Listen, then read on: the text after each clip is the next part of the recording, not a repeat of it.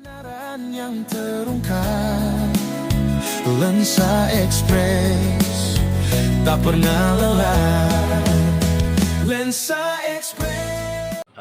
Terkait dengan hari ini ada kegiatan rapat koordinasi di masing-masing SPBU maupun pengelola BBM lain. Nah, sampai sejauh mana ini? Ya, terima kasih. Tadi kami melaksanakan rapat koordinasi yang dipimpin oleh Bapak Wakil Bupati. Secara umum, Pertamina melalui Well Terminal Manager Bakalan Bun yang ada di Kapitan, juga Sales Brand Manager Area 2 Kabupaten menyampaikan bahwa untuk stok aman karena hari ini kapal pengangkut datang sekianya besok, namun lebih cepat 1 hari. Jadi dari sisi stok aman untuk pendistribusian di Kabupaten Kutai Barat. Nah, yang kedua berkaitan dengan arahan pimpinan tadi yang menjadi bahan kesimpulan adalah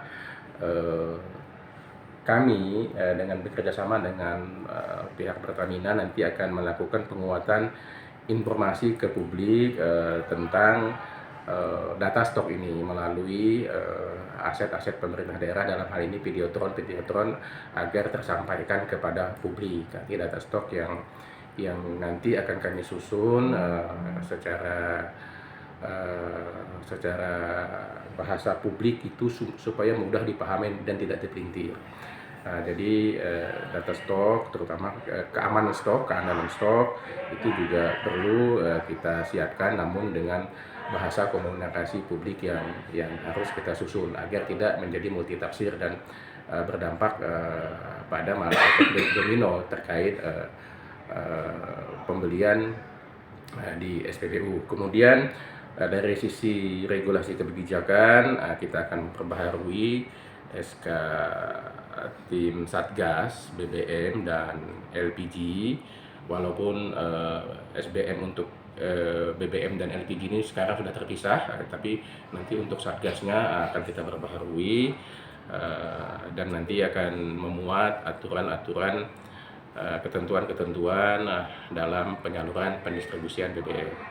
Nah, kemudian juga pemerintah daerah insya Allah dalam waktu secepatnya akan mengeluarkan surat edaran terkait larangan melakukan yang kita kenal dengan modifikasi tangki, pengisian menggunakan jerigen, kecuali untuk yang kebutuhan yang dikecualikan ya, kebutuhan mobil jenazah, ambulan, kemudian persampahan, damkar, BPBD, dan juga untuk kepentingan PPIP pimpinan. Nah, jadi surat edaran ini juga nanti juga akan kita buat di samping untuk BBM juga nanti untuk LPG dan kita pasang juga di sub penyalur atau yang kita kenal dengan pangkalan. Jadi kesimpulan besarnya itu Pak, dan insya Allah dalam waktu segera surat edaran ini akan kami sampaikan.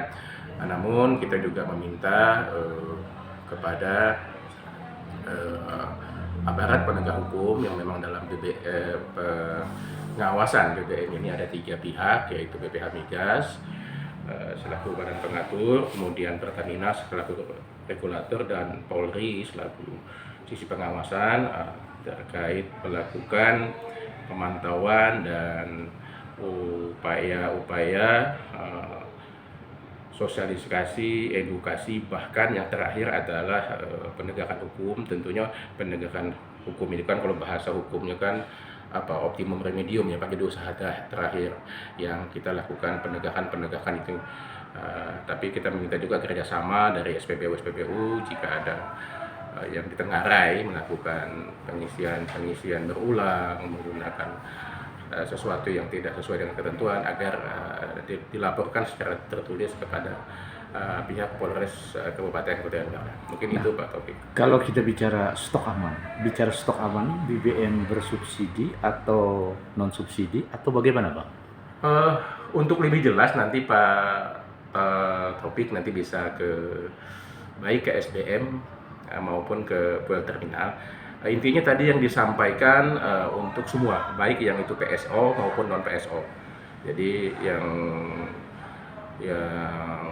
disampaikan tadi kondisi aman, memang ada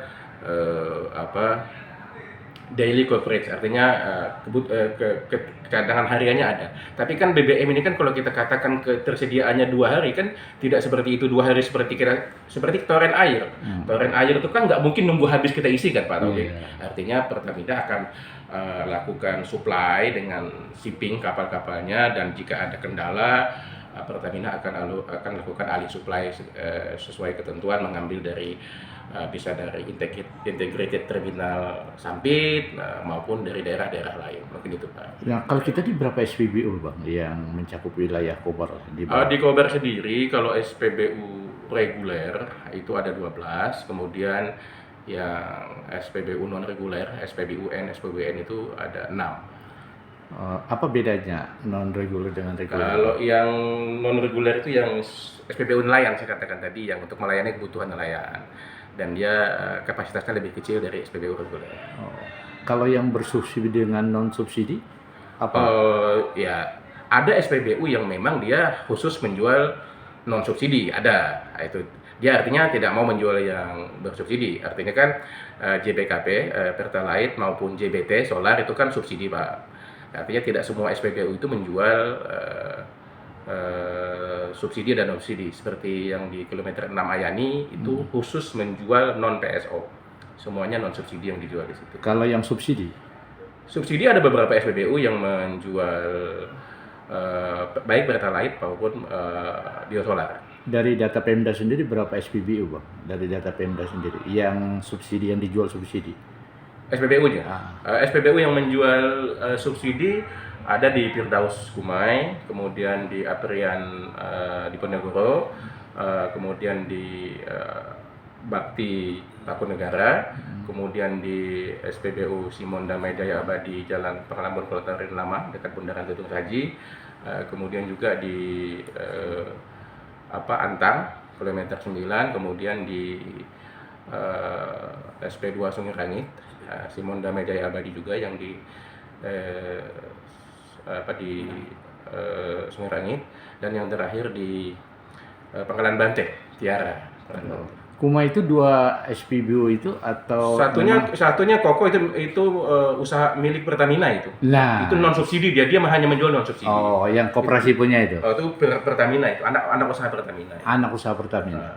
Iya. Makanya saya juga menanyakan itu. Itu kan diambil alih dulu kan, Jadi sudah menjadi anak usaha Pertamina itu. Anak usaha Jadi Pertamina. mereka retail punya Pertamina, dan mereka hanya khusus menjual yang non subsidi. Non subsidi ya. Oh iya.